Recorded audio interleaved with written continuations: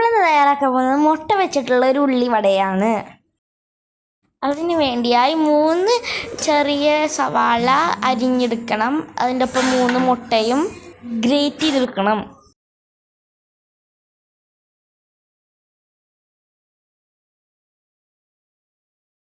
ഇനി ഇതിലേക്ക് 1/4 കപ്പ് മൈദയും 1/4 കപ്പ് കോൺഫ്ലവറും ചേർക്കുക.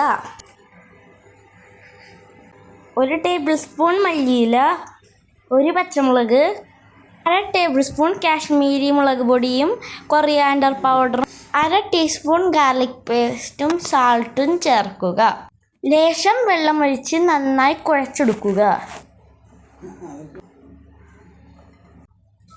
തയ്യാറായി ഗൈസ്. ഭയങ്കര സിമ്പിളാണ്, എല്ലാവരും ട്രൈ ചെയ്യണം ഈ റെസിപ്പി.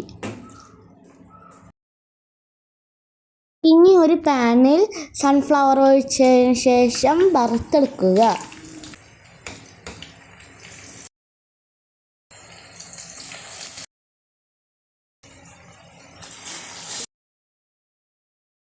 ഇത്രയും സിമ്പിളാണ് ഗൈസ്.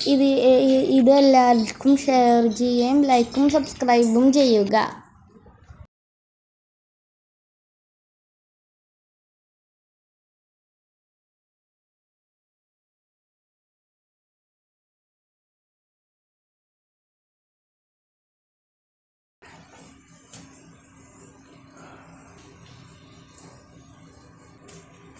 നമ്മുടെ മുട്ടുള്ളിവട റെഡി. ടിങ് ടിങ്.